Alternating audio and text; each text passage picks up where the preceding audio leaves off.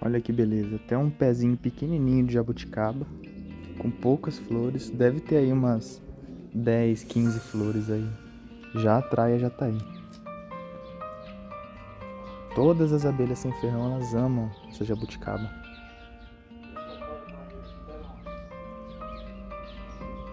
Olha só.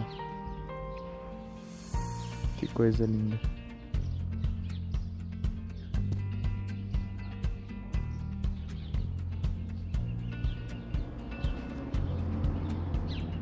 Jabuticaba fornece pólen de excelente qualidade. Olha aí o tamanhozinho do pé.